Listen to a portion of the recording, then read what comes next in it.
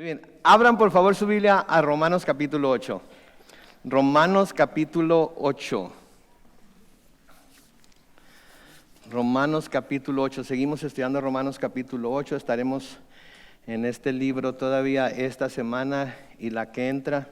Es un capítulo muy importante para nosotros como cristianos entender, especialmente porque nos recuerda que en Cristo nosotros hemos sido hechos hijos de Dios, ¿verdad? Entonces, en Cristo hemos sido hechos hijos de Dios, ¿verdad? La palabra de Dios nos dice muy claramente, ¿sí?, que a lo suyo vino, pero los suyos no le conocieron. Pero que aquellos que lo recibieron, aquellos que creen en su nombre, les dio la potestad de ser hechos hijos de Dios. ¿Qué quiere decir esto? Que solamente aquellos que han creído en Cristo, que lo han aceptado como su Señor y su Salvador, que lo han reconocido como el Mesías, pueden tener la autoridad para llamarse a sí mismos hijos de Dios. Si no se ha creído en Él, si no se ha reconocido a Él como el único Salvador, el Hijo de Dios, entonces no se puede la persona llamar a sí misma hijo o hija de Dios. Y eso es muy importante para nosotros como cristianos, acordarnos que en Cristo somos hijos de Dios. Y Pablo nos ha estado hablando acerca de algunas de las cosas que el Señor nos ha dado a consecuencia o como producto de que somos hijos de Dios, cosas que el mundo, que no son hijos de Dios, no tienen, y cosas que muchas personas que creen que son hijos de Dios no tienen, pero no se dan cuenta que no lo tienen, porque si se dieran cuenta que no lo tienen, entonces buscarían la forma de obtenerlo, ¿verdad? Preguntarían, desearían saber que saben que esto es verdad. Algunas de las cosas que Pablo nos dice que hemos recibido como hijos de Dios, noten ahí en Romanos capítulo 8, comenzando con el versículo 15, Romanos capítulo 8, comenzando con el versículo 15. Pues ustedes no han recibido un espíritu que los esclavice nuevamente al miedo, sino que han recibido el espíritu de adopción por el cual clamamos, Abba, Padre. Entonces, una de las cosas que hemos recibido es el espíritu de adopción. El Señor nos ha adoptado por medio de Jesucristo y ahora somos sus hijos y ahora podemos clamar como el mismo Jesucristo clamó a Él, Abba, Padre, que es un término de cariño, ¿verdad? Hablamos acerca de que puede ser papá, puede querer decir papito, etcétera, etcétera, pero es un término de cariño, de que el hijo habla al Padre. En el versículo 16 dice que el Espíritu mismo da testimonio a nuestro espíritu de que somos hijos de Dios. Ese es un privilegio que nada más los cristianos tenemos. El privilegio de que el Espíritu de Dios que mora en nosotros testifique a nosotros mismos y a nuestro espíritu de que somos hijos de Dios. Y el Espíritu da testimonio a nuestro espíritu por medio de la palabra de Dios, da testimonio a nuestro espíritu por medio de las obras que se hacen en nuestra vida, da testimonio a nuestro espíritu por la forma en la que entendemos la palabra de Dios. Porque ahora, como hijos de Dios y habiendo el Espíritu de Dios venido a morar en nosotros, tenemos el entendimiento necesario para recibir la palabra y poder entenderla. Y esto nos lleva a concluir lo que dice el versículo 17, que si somos hijos, somos también herederos de Dios y coherederos con Cristo, si es que padecemos juntamente con Él, para que juntamente con Él seamos glorificados. Si es que padecemos, para que juntamente con Él seamos glorificados. Sí, este es otro de los privilegios de ser hechos hijos de Dios. Sí, que somos herederos de Dios, coherederos con Cristo. Y todo lo que es de Dios es de Cristo, y todo lo que es de Cristo podemos decir que es de ¿quién? De nosotros también. Pero para participar de todas esas cosas, primero tiene que venir el sufrimiento. Sí, tenemos que venir el sufrimiento. Antes de participar de la herencia debemos participar de los sufrimientos. Sí, primero, hablamos la semana pasada, es la cruz y luego la corona, que fue el ejemplo que nos dejó el Señor Jesucristo, ¿verdad? Primero la cruz y luego la corona, ¿sí? Primero es el sufrimiento y después la gloria. Entonces yo no sé por qué esté pasando usted aquí en la tierra ahorita, pero si está sufriendo de alguna manera, y hay diferentes maneras de sufrir, vamos a ver ahorita algunas, ¿sí? No va a ser absolutamente nada un día que estemos en la presencia del Señor. Ahora, debemos recordar que en este tiempo en el que Pablo escribe esta carta a los cristianos, a los cristianos en Roma, los cristianos estaban siendo perseguidos a causa de su fe. Estaban perdiendo sus familias porque sus familias no creyentes los echaban fuera, los despreciaban. Yo no sé si a algunos de ustedes les ha pasado eso, pero cuando nos convertimos al Señor Jesucristo, a menudo las primeras personas que nos empiezan a despreciar y a dejar fuera de la actividad familiar son nuestras propias familias, porque no soportan el hecho de que ya no hacemos lo que ellos están haciendo, ya no practicamos lo que ellos practican y ya no vemos bien lo que ellos ven bien. Entonces, estos cristianos estaban perdiendo sus familias, estaban perdiendo sus propiedades, estaban siendo inclusive excluidos de la vida social. Estaban siendo excluidos de la vida social. Sí, había alguna fiesta, había algún entón por ahí porque se estaba celebrando la adoración a algún dios y decían, Pablo está en la ciudad. Y no faltaría alguien que dijera, Pablo, el cristiano Pablo, sí. No, ni le vayas a decir nada porque luego va a venir a empezar a hablar de su que las cosas que son sacrificadas a los ídolos y que no se embriaguen con vino y todo el mundo nos va a aguardar la fiesta. Nos va a agüitar a todos. Mejor no lo inviten, déjenlo fuera. Eso es lo que comienza a suceder. ¿Sí?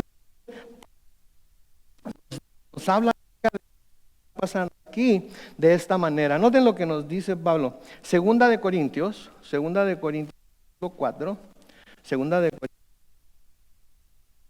Vamos a leer los versículos 7 al 10.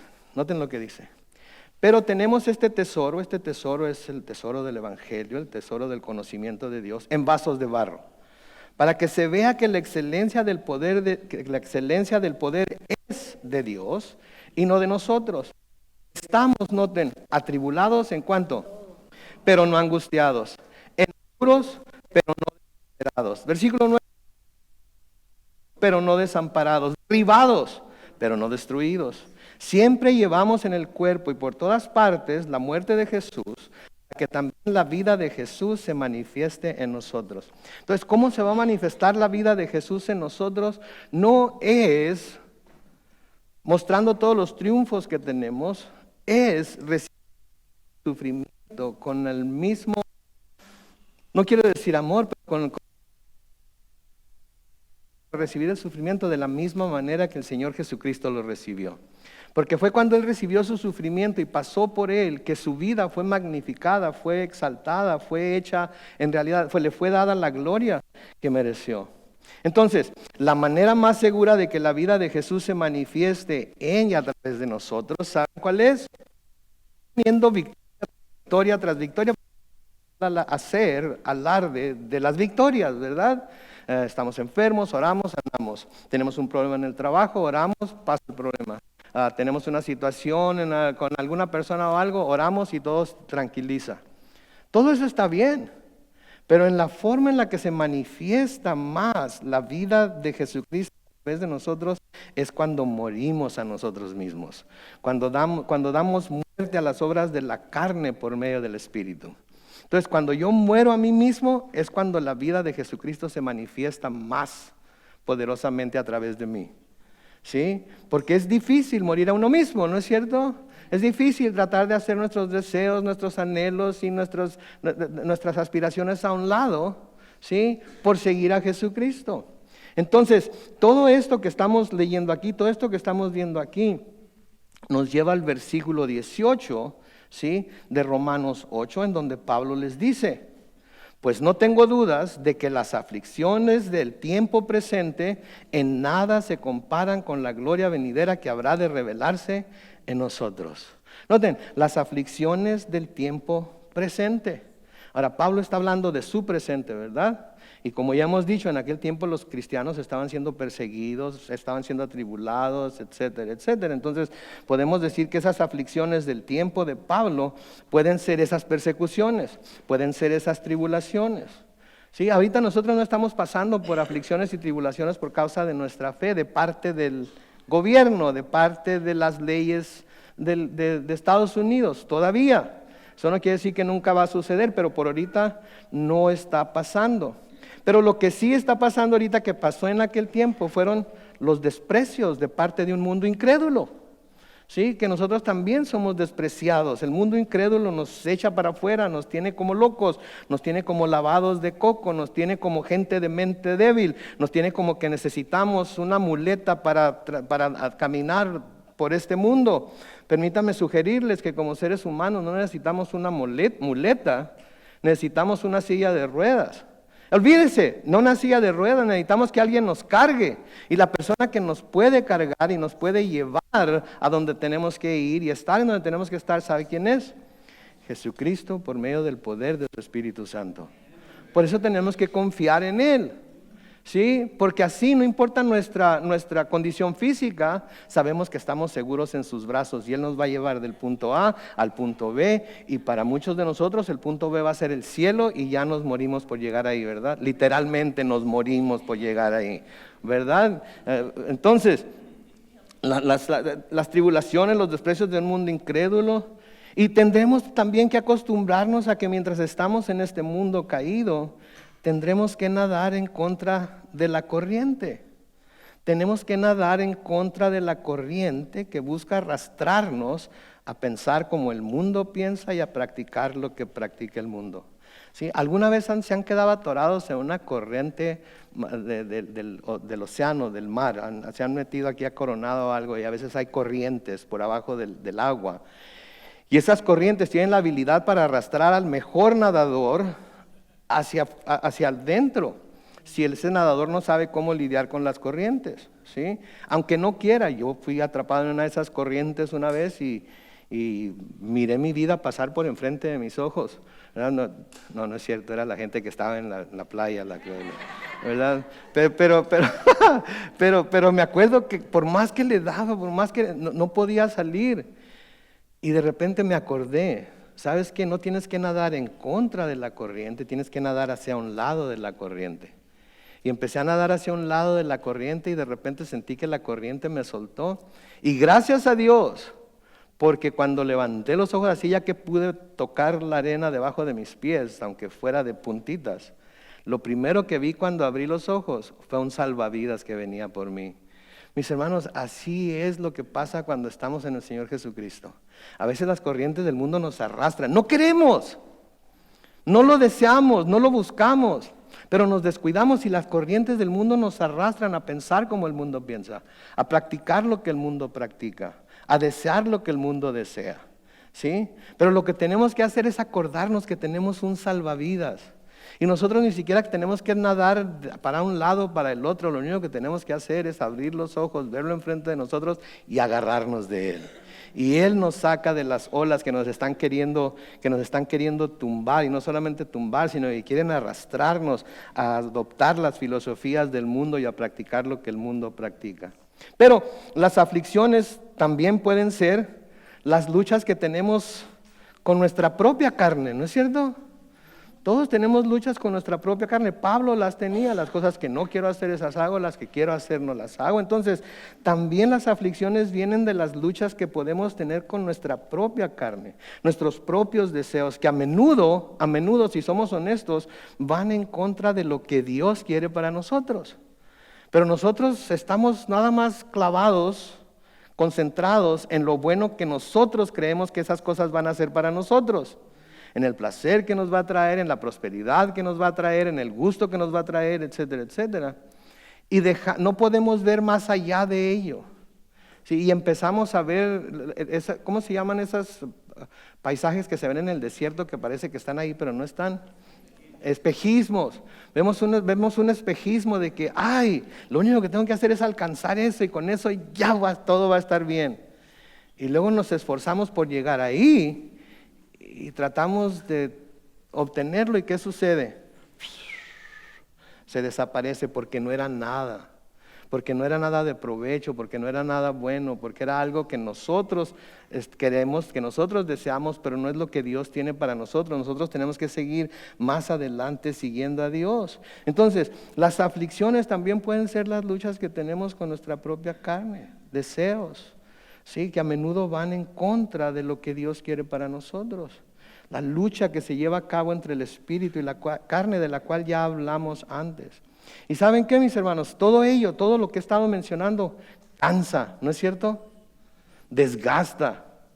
Sí, ustedes no se cansan de luchar contra su carne, especialmente cuando están luchando una y otra vez con la misma cosa y pensaron que ya lo habían superado y de todas maneras de repente se encuentran en la misma lucha otra vez cuando pensaban que ese enemigo ya estaba completamente derrotado. Todo eso cansa, el mundo desgasta. ¿Sí? A menudo nos dan ganas, cuando pasamos por situaciones así o etapas en nuestra vida así, nos dan ganas de darnos por vencidos, ¿no es cierto? De simplemente de rendirnos, nos sentimos desanimados. ¿Sí? ¿Saben lo que quiere decir desanimado? Piensen en la palabra desanimado, como que el alma se nos sale de adentro y ya no somos un mono de trapo, una mona de trapo. Sí, que no queremos ni siquiera levantarnos de la cama, estamos todos deprimidos o llenos de ansias y el mundo y nuestras ideas y nuestros deseos nos mueven de un lado para otro y queremos detenernos, pero no podemos porque estamos atrapados en ese cansancio, en ese desgaste que viene a nosotros. Mis hermanos, eso no es algo que un cristiano tiene por qué experimentar. No estoy diciendo que no lo experimentamos, estoy diciendo que eso no es algo por lo que un cristiano o algo pues debe pasar o algo que un cristiano debe experimentar. Y no se lo estoy diciendo porque yo pienso que así es, se lo estoy diciendo porque la palabra de Dios dice que así es. Lean conmigo lo que dice Pablo a los Corintios en 2 de Corintios capítulo 4, comenzando con el versículo 16. 2 de Corintios capítulo 4, comenzando con el versículo 16. Por lo tanto, ¿qué dice Pablo ahí? No nos desanimamos. Y aunque por fuera nos vamos, ¿qué? Desgastando, por dentro nos vamos renovando de día en día. Noten que dice de día en día. ¿Sí? Lo que quiere decir que tenemos que buscar, ¿sí?, estar renovados todos los días. Porque podemos acostarnos sintiéndonos como triunfadores esta noche, pero levantándonos, sintiéndonos derrotados mañana. Porque algo sucede, alguien nos habla, alguien nos dice algo y de repente, otra vez. Pero noten lo que dice ahí. Y aunque por fuera nos vamos desgastando, por dentro nos vamos renovando de día en día. Y luego noten lo que dice el versículo 17. Porque estos sufrimientos, note cómo los llama, insignificantes y momentáneos, producen en nosotros una gloria cada vez más excelsa y eterna. Por eso, no nos fijamos, ¿qué dice? No nos fijamos, ¿qué dice? No nos fijamos, ¿qué dice? No nos fijamos. No nos fijamos. Yo sé que dicen las cosas, pero lo primero que tenemos que ver es que no nos fijamos. No estamos concentrándonos en esas cosas. No estamos clavados en esas cosas. No dejamos que esas cosas inunden nuestro corazón y nos jalen hacia donde la corriente nos puede llevar más profundo de lo que queríamos ir. ¿Sí? Entonces no nos fijamos en las cosas que se ven, sin las que no se ven. Porque las cosas que se ven son ¿qué? Temporales, pero las que no se ven son ¿qué? Eternas. Todo lo que vemos, por bueno que sea, por bonito que se vea, por atractivo que sea, les digo una cosa, es temporal. Tarde o temprano va a desaparecer. Tarde o temprano se va a desgastar, se va a descomponer, se va a hacer feo, se va a hacer gordo, se va a hacer flaco, se va a hacer lo que sea que le quieran poner que a usted no le gusta.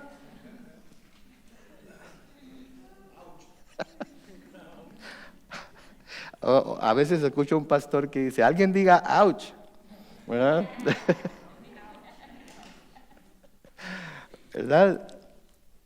Va a pasar todo eso, pero lo que no vemos, pero nos ha sido prometido, es eterno, es celestial, no tiene nada que ver con la tierra y no depende de nosotros ni de nadie aquí en la tierra, depende de aquel que lo prometió y aquel que lo prometió es fiel para cumplirlo.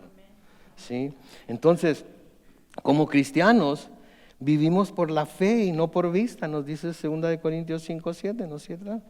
Vivimos por fe y no por vista. Y noten a lo que Pablo llama sufrimientos insignificantes y momentáneos, porque Pablo también pasó por muchos sufrimientos y nos da una lista de lo que tuvo que sufrir por causa del evangelio. Y cuando Pablo habla de los superapóstoles que se vanagloriaban según los criterios humanos, dice él en 2 de Corintios capítulo 11, comenzando con el versículo 23, ¿sí? Hablando de esos superapóstoles que se vanagloriaban según los criterios humanos, dice, ¿son ministros de Cristo? Y luego noten lo que dice entre paréntesis, hablo como si estuviera loco, ¿ok? No, porque pudieran haber pensado, lo que pasa es que Pablo tiene envidia de estas personas y por eso está hablando. No estaba hablando porque tenía envidia de ellos, estaba hablando porque sabía que lo que estaban enseñando no era bíblico. Pero si acaso, por si acaso, son ellos ministros de Cristo, hablo como si estuviera loco, yo lo soy más. Mis trabajos son más abundantes, mis azotes innumerables, mis encarcelamientos muchos más. Muchas veces he estado en peligro de muerte, deténganse ahí. ¿Se fijan la clase de sufrimientos que había estado teniendo Pablo? Levante la mano a alguien que haya estado pasando por ese tipo de sufrimientos en su vida. ¿Alguien? ¿Uno? ¿Nada más uno? ¿Nadie? ¿No?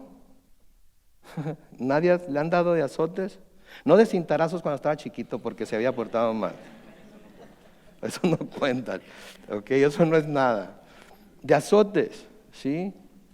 Encarcelamientos, no por su fe, si lo fue encarcelado o encarcelada por algún crimen que cometió, pues ese no cuenta, ¿ok? Tampoco cuenta.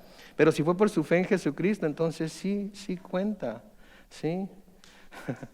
Peligro de muerte. Muchos yo creo que en algún momento hemos estado en algún peligro de muerte por alguna enfermedad o algo. Pero él estaba hablando de peligro de muerte por lo que aquellos que no querían que predicara, querían hacerle. Noten, luego nos da una lista detallada, comenzando con el versículo 24 de 2 de Corintios 11, nos dice, 5 veces he recibido de los judíos 39 azotes. Ustedes saquen la cuenta. 5 veces he recibido de los judíos 39 azotes. Versículo 25, 3 veces he sido azotado con varas. 1 vez he sido apedreado. ¿Se acuerdan en Éfeso que lo dejaron afuera por muerto porque lo apedrearon por lo que había hecho ahí? ¿Sí? 3 veces he padecido naufragio. 1 noche y 1 día he estado como náufrago en alta mar. Versículo 26, noten, son muchas las veces que he estado de viaje corriendo peligros de ríos, peligros de ladrones, peligros de mi propia gente, hablando de los judíos, peligros de los no judíos. Peligros en la ciudad, peligros en el desierto, peligros en el mar, peligro entre falsos hermanos. My goodness, Pablo, lo único que tienes que hacer es dejar de predicar el evangelio. Lo único que tienes que hacer es negar tu fe en Cristo. Lo único que tienes que hacer es hacerte al modo del mundo. Lo único que tienes que hacer es dejar de ser tan fanático y no tratar de imponerle tu fe a los demás. Es lo único que tienes que hacer. No más para ganarte su confianza, no más para que vean que eres buena onda, no más para hacerlos amigos y luego los conviertes al evangelio. Oh my God. Ese es uno de los errores más grandes que un cristiano puede cometer. Pensar que con hacerse amigo del mundo de alguna manera los va a ganar para el evangelio. Tenemos que predicar el evangelio a tiempo y fuera de tiempo. ¿Sí? La persona sea hostil o no, tenemos que predicarlo y tenemos que predicarlo tal y como está escrito en las Biblias. No un evangelio social, ¿sí? Para tratar de traer diversidad, para tratar de traer igualdad, para tratar de traer inclusión. Al que cree en el evangelio recibe todo eso. Mire la diversidad de personas que tenemos aquí en la iglesia. Sí, mire. Todos los que estamos aquí, no importa nuestro nivel social o de educación o lo que sea, delante de Dios todos somos ¿qué? Iguales. Entonces ya tenemos diversidad, ya tenemos igualdad. Y vamos a prohibirle a alguien que venga como venga, que entre por esas puertas y se siente a adorar y escuchar la palabra de Dios. Alguno de ustedes le va a decir, tú no eres de aquí, salte. ¿Verdad que no? Entonces la iglesia lo tiene todo. La iglesia es una iglesia diversa, la iglesia es una iglesia en donde todos somos iguales, la iglesia es una iglesia que incluye a todo mundo, no importa cuál sea su trasfondo físico, cultural, de educación, no importa. La iglesia es la gran neutralizadora. Hay una sola cosa, que para poder ser parte de ella tenemos que someternos al Señor Jesucristo. Y ahí es en donde está el problema. Lo que nos deja saber que no quieren lo que dicen querer, ¿sí? Sino que lo quieren, pero a su manera y no a la manera de Dios. Y mis amigos, la iglesia no está para complacer al mundo, la iglesia está para complacer a Dios. Y si vamos a hacer algo, lo vamos a hacer de acuerdo a lo que la palabra de Dios dice. Y esto nos puede traer problemas y nos puede traer desprecios y nos pueden odiar porque no doblamos la rodilla delante de sus principios y de sus comportamientos, porque delante del único que doblamos la rodilla como cristianos es de Cristo Jesús nuestro Señor. ¿Sí? Entonces Pablo pasó por todas estas cosas. ¿Sí? En el versículo 27... El versículo 27 de 2 de Corintios 11 sigue diciendo: he pasado por muchos trabajos y fatigas, muchas veces me he quedado sin dormir, he sufrido de hambre y de sed, muchas veces no he comido y he pasado frío y desnudez. Y además de todo esto, lo que cada día pesa sobre mí es la preocupación por todas las iglesias. Esto es lo que Pablo está llamando aquí sufrimientos insignificantes y momentáneos. Y fueron insignificantes, él los miraba como insignificantes, pero los llamó momentáneos, no porque duraron una semana y luego se acabaron, un mes y luego se acabaron, duraron el resto de su vida después de que se entregó a Jesucristo y lo reconoció como su Señor y su Salvador. Y murió una muerte de mártir. Curioso que la iglesia se le llama la esposa de Cristo, ¿verdad? Y nosotros como parte de la iglesia somos parte de esa esposa. Curioso cómo Pablo se desposó con Cristo y fue para siempre, porque ni la muerte lo separó de él. Al contrario, la muerte lo llevó directamente a su presencia. Esa es la seguridad que tenemos en Cristo. Eso es lo que podemos esperar en Cristo. Entonces son muchas las cosas que nos traen aflicciones, cosas externas a nosotros, cosas internas, pero de algo podemos estar seguros, de que al final va a haber valido la pena haber peleado la buena batalla de la fe. Va a haber valido la pena. Cuando lleguemos al final de nuestra vida, nadie, estando en el reino de Dios, vamos a decir: ay, desperdicié todos esos domingos yendo a la iglesia. Desperdicié todas esas mañanas en lugar de dormir otros 10 minutos leyendo las escrituras. Todo ese dinero que di a la iglesia, qué bárbaro, lo hubiera podido usar.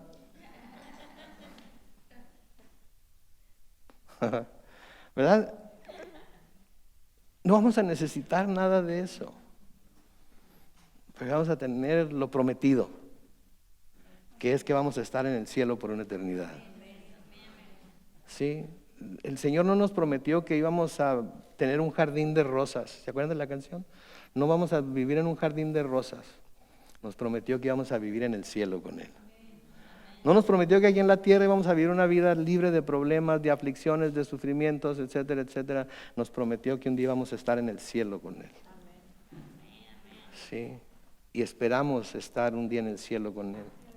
Pedro escribe en 1 de Pedro capítulo 4, los versículos 12 y 13: amados hermanos, no se sorprendan de la prueba de fuego a que se ven sometidos, como si les estuviera sucediendo algo extraño.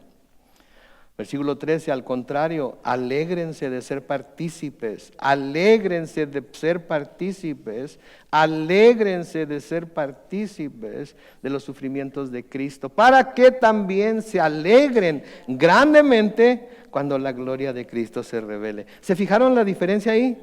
Alégrense de ser partícipes de los sufrimientos de Cristo, para que también se alegren grandemente cuando la gloria de Cristo se revele.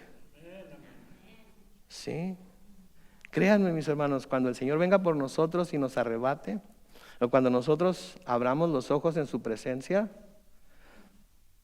los sufrimientos que hayamos pasado aquí en la tierra. ¡Qué bárbaro! Señor, devuélveme y dame otros 100 años de sufrimiento si tienes que. No, no es cierto. Ya una vez estando ahí, ya se acaba todo, ¿verdad? De nuevo Pedro, en Primera de Pedro capítulo 5, los versículos 8 al 11. Primera de Pedro capítulo 5, versículos 8 al 11. Sean prudentes, manténganse atentos, porque su enemigo es el diablo. ¿Quién es su enemigo? Y él anda como ¿qué? ¿Y qué anda queriendo hacer? Buscando a quien devorar.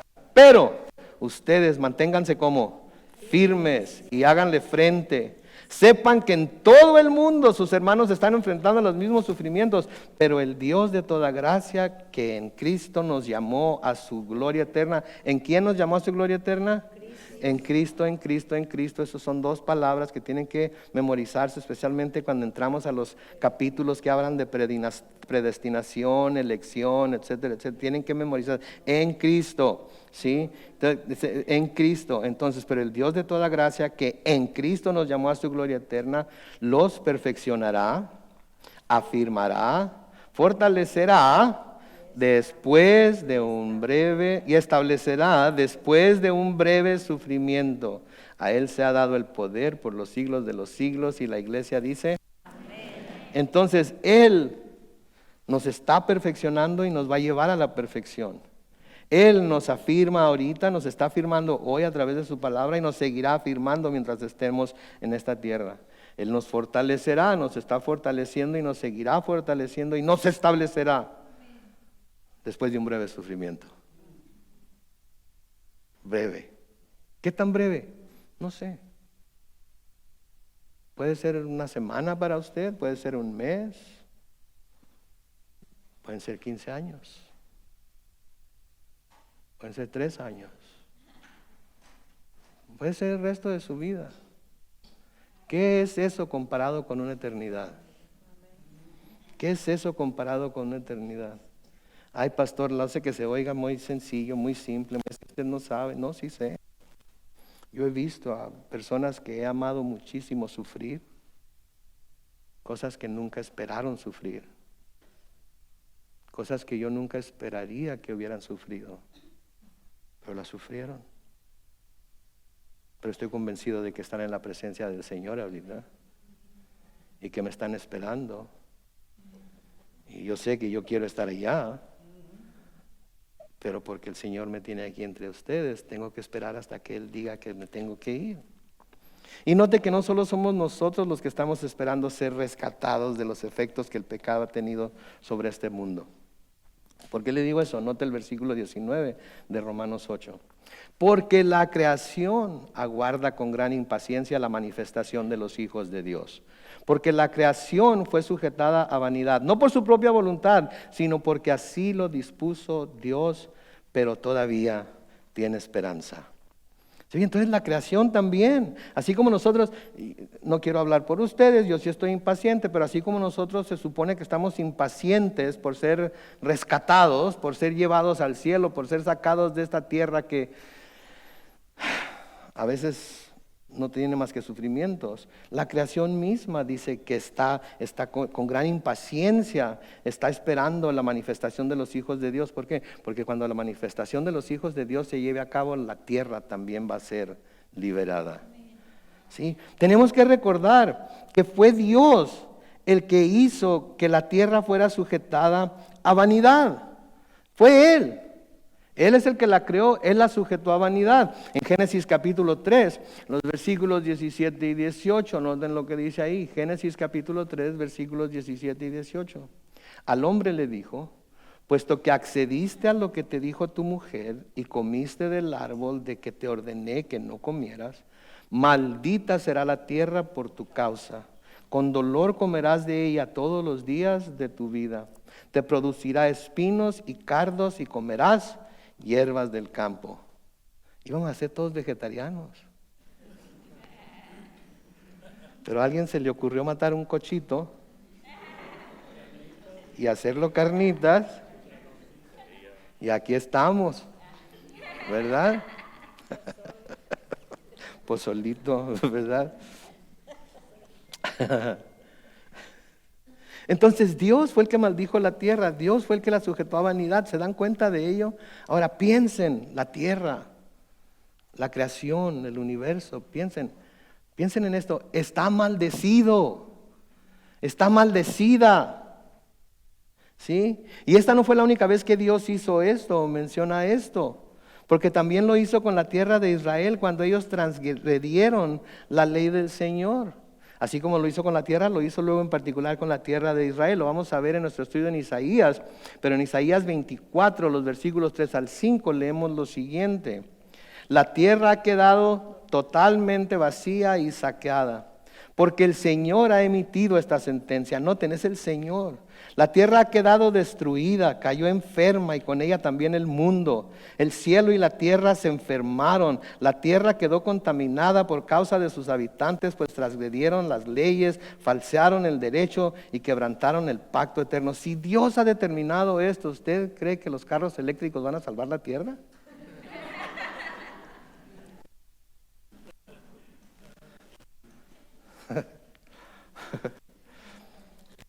Tener paneles solares de alguna manera va a ayudar. Discúlpenme, pero yo me río de esto porque yo digo, chihuahua, hombre, piensen, por favor. No hablen nada más por hablar, no hablen porque alguna chamaquita muy activista, ¿verdad? Empezó a ver la forma de ganar dinero y empezó a promulgar la idea de todo eso, ¿verdad? ¿Realmente saben que escribió un libro? Me pregunto cuántos árboles cortaron para imprimirlo. Y me pregunto qué modo de transporte usa para distribuirlo a través de todo el mundo. ¿Usará nada más troques eléctricos o barcos eléctricos o aviones eléctricos? Me pregunto yo, ¿cómo viaja de país en país?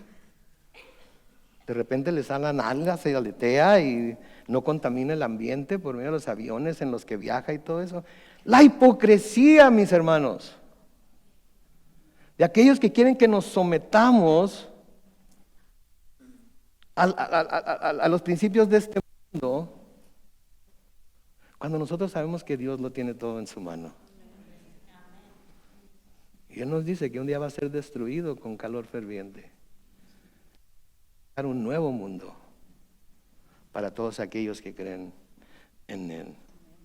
Ahora, piensen en esto, que esto me hizo, si estando bajo maldición la creación de Dios es tan hermosa como es, porque ¿quién niega que la creación de Dios es hermosa? Las montañas, los ríos, los mares, los bosques, el espacio, las estrellas, las galaxias que vemos a través de diferentes telescopios, poder inventar para ver las maravillas de su creación y para de alguna manera tratar de acercarlo más a Él.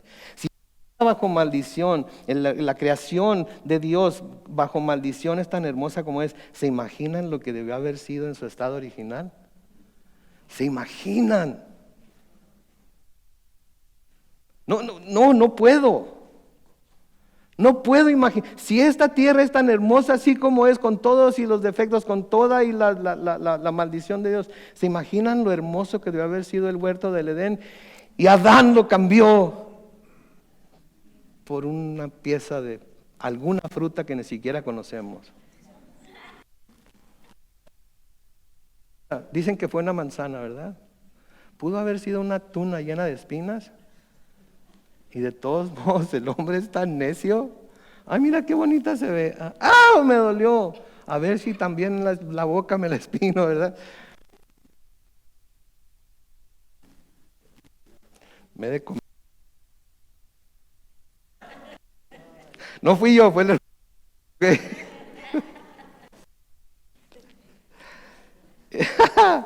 Entonces se imaginan lo que debió haber sido en su estado original. Y más que eso, se imaginan lo que va a volver a ser.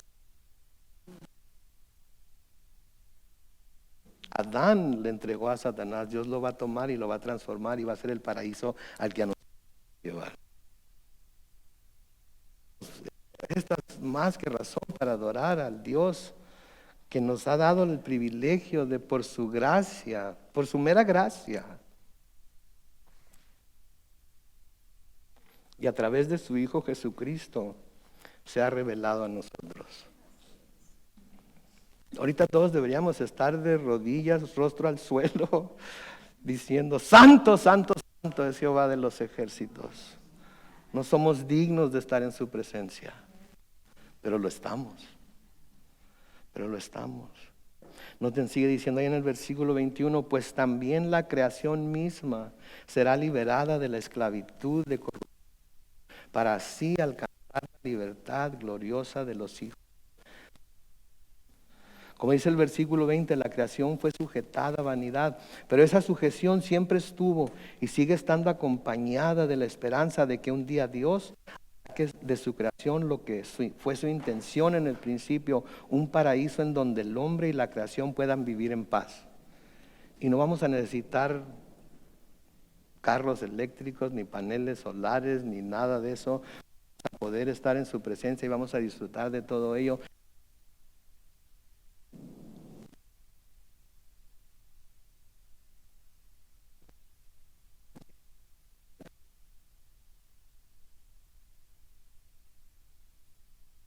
Busquen en su Biblia, no lo van a... Isaías capítulo 11. Esto va a suceder durante el reinado de 1000 años del Señor Jesucristo. Nosotros estaremos reinando con Él. Isaías capítulo 11, comenzando con el versículo. Varas de Yesé, en su Biblia era 60. Isaías era el padre de David. Un vástago reposará de sus raíces. Sobre él reposará el Espíritu del Señor, el Espíritu de sabiduría y de inteligencia, el Espíritu de consejo y de poder, el Espíritu de conocimiento y de temor del Señor. Versículo 3, su deleite será temer al Señor. No juzgará según las apariencias, ni dictará sentencias según los rumores, gracias a Dios. Versículo 4, defenderá los derechos de los pobres y dictará sentencias justas en favor de la gente humilde del país. Su boca será la vara que hiera la tierra, sus labios serán el ventarrón que mate al impío. La justicia y la fidelidad serán el cinto que ceñirá su cintura. El lobo convivirá con el cordero, el leopardo se acostará junto al cabrito, el becerro, el león y el animal engordado andarán juntos, y un chiquillo los pastoreará. La vaca y la osa pacerán sus crías, se echarán juntas, y el león comerá paja como el buey. Versículo 8, el niño de pecho jugará sobre la cueva de la aspid, de las serpientes, y el recién destetado extenderá su mano sobre la cueva de la víbora. Nadie hará mal ni daño alguno en ninguna parte de mi santo monte, porque la tierra estará saturada del conocimiento del Señor, así como las aguas cubren el mar. ¿Se dan cuenta? Eso va a ser durante el reinado milenial. Eso es lo que va a hacer el Señor Jesucristo cuando venga y establezca su reino aquí en la tierra y nosotros juntamente con Él. También en Isaías, búsquenlo en su Biblia, no lo van a poner en la pantalla. Isaías capítulo 61, los versículos 1 al 3. Noten, Isaías 61, versículos 1 al 3.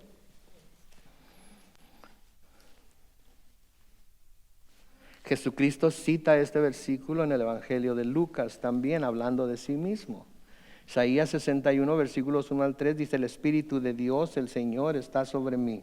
Sí, el Señor me ha ungido, que la palabra en griego es Cristo, ¿sí? Me ha enviado a proclamar buenas noticias a los afligidos, a vendar a los quebrantados de corazón.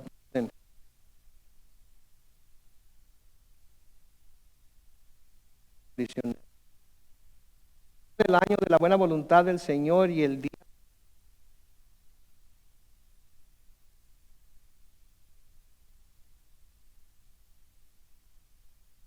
alegrar a los afligidos de Sión, a ponerles una diadema en lugar de ceniza, perfume de gozo en lugar de tristeza, un manto de alegría en el angustiado, y serán llamados de justicia, plantados por el Señor para gloria suya. ¿Se fijan? ¿Se fijan? Versículo 22 de Romanos 8, Pablo sigue diciendo, porque sabemos que toda la creación hasta ahora gime a una y sufre como si tuviera dolores de parto. Y no solo ella, sino que también dentro de nosotros mismos mientras esperamos la adopción, la redención de nuestro cuerpo. ¿Se dan cuenta ustedes? Ahora, aquí hay un punto muy importante, la redención de nuestro cuerpo. La redención de nuestro cuerpo es muy importante. Porque miren, mis hermanos y hermanas, porque ahora tenemos el Espíritu Santo morando en nosotros. Sabemos que esta tierra no es nuestra morada eterna, amén. Sabemos que no es nuestra morada eterna, sabemos que hemos sido redimidos y sabemos que cuando dejemos este cuerpo, nuestro espíritu vuelve a Dios. ¿Quién lo dio? ¿Sí? Vean en 2 de Corintios, de nuevo, no lo van a poner en la pantalla, abran su Biblia, 2 de Corintios capítulo 5, según lo estoy haciendo trabajar hoy, ¿sí? 2 de Corintios capítulo 5, los versículos 1 al 9, 2 de Corintios 5, 1 al 9, dice ahí Pablo, bien sabemos que si se deshace nuestra casa terrenal, es decir, esta tienda que es nuestro cuerpo, en los cielos tenemos de Dios un edificio, una casa eterna, la cual no fue hecha por manos humanas. Y por esto también suspiramos y anhelamos ser revestidos de nuestra casa celestial, ya que así se nos encontrará vestidos y no desnudos, como espíritus quiere decir. Los que estamos en esta tienda, que es nuestro cuerpo, gemimos con angustia porque no quisiéramos ser desvestidos, sino revestidos, para que lo mortal sea absorbido por la vida. Versículo 5, pero Dios es quien nos hizo para este fin, y quien nos dio su Espíritu en garantía de lo que habremos de recibir. El Espíritu de Dios da testimonio a nuestro espíritu de que somos hijos de Dios, y ese Espíritu es la garantía de lo que habremos de recibir. Versículo 6, por eso vivimos siempre confiados, pues sabemos que mientras estemos en el cuerpo estamos ausentes del Señor, porque vivimos por la fe, no por la vista. Pero confiamos y quisiéramos más bien ausentarnos del cuerpo y presentarnos ante el Señor. Pero ya sea que estemos ausentes o presentes, siempre procuramos agradar a Dios. ¿Notan lo que dice? Confiamos y quisiéramos más bien estar ausentes del cuerpo y presentes ante el Señor. Ese es uno de esos versículos en donde todo creyente que ha puesto su fe en Jesús debe gritar, amén. Pero confiamos y quisiéramos más bien ausentarnos del cuerpo y presentarnos ante el Señor. Pero también esperamos el día en el que nuestro cuerpo mortal sea redimido. ¿Sí? Ese cuerpo que ponemos en la tierra, ese cuerpo que incineramos y ponemos en su nicho, ese cuerpo que se pierde en el mar y se lo comen los peces y los peces, ese cuerpo que en la guerra explota y se deshace, etcétera, etcétera. Ese cuerpo también redimido, formado, será transformado.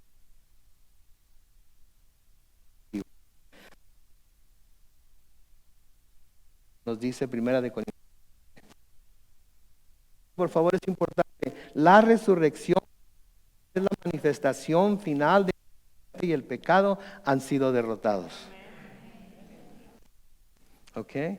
Sabemos que al morir como creyentes, nuestra alma se va al cielo, el espíritu se va al cielo quien lo dio. Pero la resurrección es la manifestación.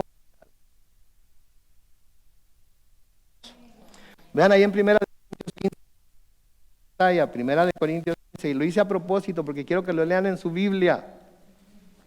1 de Corintios 15, versículos 54 al 58, noten lo que Pablo escribe. Y cuando esto que es corruptible se haya vestido de incorrupción, hablando del cuerpo, y esto que es mortal se haya vestido de inmortalidad, entonces se cumplirá la palabra escrita, devorada será la muerte por la victoria. Versículo 55, ¿dónde está, oh muerte, tu aguijón? ¿Dónde, oh sepulcro, tu victoria? Porque el pecado es el aguijón de la muerte y la ley es la que da poder al pecado. Pero gracias sean dadas a Dios, dice el versículo 57, de que nos da la victoria por medio de nuestro Señor Jesucristo. Así que, amados hermanos míos, manténganse firmes y constantes y siempre creciendo en la obra del Señor, seguros de que el trabajo de ustedes en el Señor no carece de sentido. o no es en vano. El Señor no va a permitir que nadie le dé más a Él de lo que Él está dispuesto a darle a alguien. Y nunca le vamos a poder dar al Señor más de lo que Él nos ha dado en Cristo Jesús. Jamás. Jamás. A los filipenses Pablo les escribe en Filipenses 3, los versículos 20 al 21. Pero nuestra ciudadanía está en los cielos, no en Estados Unidos, no en México, no en Perú, no en Chile, ¿sí? Nuestra ciudadanía está en los cielos, de donde también esperamos al Salvador, al Señor Jesucristo. Noten, Él transformará el cuerpo de nuestra humillación para que sea semejante al cuerpo de su gloria, por el poder con el que puede también sujetar a sí mismo todas las cosas. El mismo cuerpo glorificado que tiene Jesucristo ahorita va a ser dado a nosotros, y todo después de esto va a ser puesto bajo sus pies, y Él va a reinar. Versículo 24 de Romanos 8 dice: porque con esa esperanza fuimos salvados, para que la esperanza que se ve ya no es, pero la esperanza que se ve ya no es esperanza, porque ¿quién espera lo que ya está viendo? Pero si lo esperamos es algo que todavía no vemos, tenemos que esperarlo con paciencia. Sí, la definición de fe la tenemos en Hebreos 11:1, en donde dice: ahora bien, tener fe es que estar seguro de lo que se espera, ¿sí? Es estar convencido de lo que no se ve. ¿Está usted convencido de que un día va a recibir la gloria de Dios, aunque no la vea? ¿Está usted convencido, convencida de que un día va a recibir vida eterna con Dios en el cielo, aunque ahorita no la esté experimentando? ¿Está usted convencido, convencida de que el Señor Jesucristo está sentado a la derecha de Dios el Padre, intercediendo por nosotros hasta el momento en el que Él nos llama a su presencia? Entonces, que este mundo ruede, mi hermano y mi hermana. Que este mundo ruede. Estamos seguros en la mano de Cristo. De igual manera, los versículos 26, como final, para finalizar aquí hoy, en los versículos 26 y 27 dice: de igual manera el Espíritu nos ayuda en nuestra debilidad, pues no sabemos qué conviene pedir, pero el Espíritu mismo intercede por nosotros con gemidos indecibles. Aquí no está hablando de una debilidad física o de una debilidad espiritual, sino de la debilidad que tenemos como seres humanos de no saber lo que nos conviene pedir. Nos pedimos de acuerdo a lo que ¿qué? Vemos. Y en eso nos concentramos. Dios quiere que confiemos en que Él sabe mejor que nosotros lo que necesitamos. Sí, pero nosotros no sabemos pedir de esa manera. Porque mis hermanos, aún como hijos de Dios, a menudo no sabemos qué cosas nos conviene pedir ni cómo pedir, ¿no es cierto? Pero cuando esas limitaciones se manifiestan en nosotros, ¿sabe qué? Ahí es donde entra el Espíritu. Y esas limitaciones son suplementadas por el Espíritu Santo, que intercede por nosotros de una manera en la que nosotros no podemos ni entender. ¿Sabe usted que muchas de las oraciones que eleva al Señor, el Señor no las contesta porque el Espíritu Santo dijo: no se lo des? Porque el Espíritu nos conoce. Y muchas de las oraciones que hacemos, que no las hacemos bien, son concedidas por Dios, porque el Espíritu Santo le dice: está bien, está listo, está lista para recibir lo que está pidiendo. ¿Sí? Debemos entonces dar gracias a Dios por el ministerio del Espíritu Santo en nuestra vida, ¿no es cierto? Porque es por su intercesión por nosotros delante de Dios que muchas de nuestras oraciones son contestadas. En 1 de Juan 5, los versículos 13 al 15, dicen lo siguiente: les he escrito estas cosas a ustedes. ¿Quiénes? Los que creen en el nombre del Hijo de Dios, para que sepan que tienen vida eterna. Versículo 14, y esta es la confianza que tenemos en Él: si pedimos algo como según su voluntad, Él nos oye. Y si sabemos que Él nos oye en cualquiera cosa que pedimos, también sabemos que tenemos las peticiones que le hayamos hecho. ¿Por qué tenemos las peticiones que le hayamos hecho? Porque las hicimos de acuerdo a su voluntad.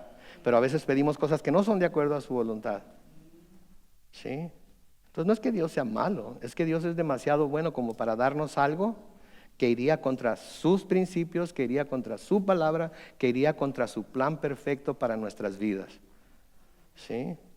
Pero gracias a Dios que tenemos al Espíritu Santo, ¿verdad? Porque cuando hacemos ese tipo de oraciones necias, el Espíritu Santo va delante de Dios y le dice, yo conozco a este camarada, no. Espérate poquito, espérate que madure más, ¿verdad? Porque nosotros podemos pedir lo que pensamos que es su voluntad, pero el Espíritu Santo intercede por nosotros sabiendo perfectamente, ¿sí?, que no lo es, que no estamos bien, que estamos pidiendo egoístamente, que estamos pidiendo, como dice Santiago, para gastar en nosotros mismos, para nuestros propios deleites, ¿sí?, sin pensar en las consecuencias de ello, ¿sí? En 1 Corintios 2, 9 al 11, mientras el grupo de alabanza pasa al frente. 1 Corintios 2, 9 al 11 dice lo siguiente: como está escrito, las cosas que ningún ojo vio, ni ningún oído escuchó, ni han penetrado en el corazón del hombre. Noten las cosas que ningún ojo vio, que ningún oído escuchó. Las cosas que no han penetrado en el corazón del hombre, esas son las que Dios ha preparado para los que lo aman. Mastiquen esa un poquito, porque nosotros pedimos de acuerdo a lo que vemos, de acuerdo a lo que queremos. Él quiere darnos cosas que no hemos visto, ¿sí?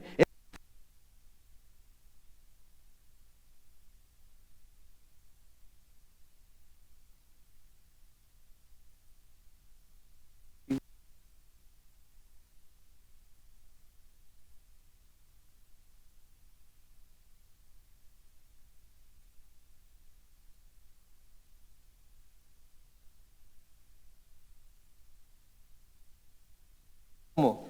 Por medio del Espíritu, porque el Espíritu lo examina todo, aún las profundidades de Dios.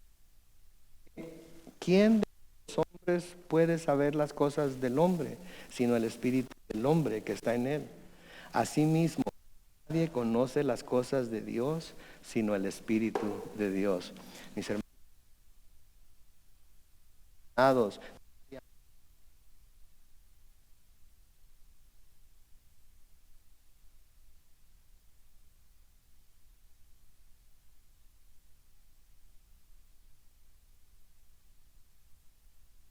tú y los que nos acerquemos a Él tenemos por medio de Dios, para que nos revele a través de su palabra que es la persona de Dios para nosotros.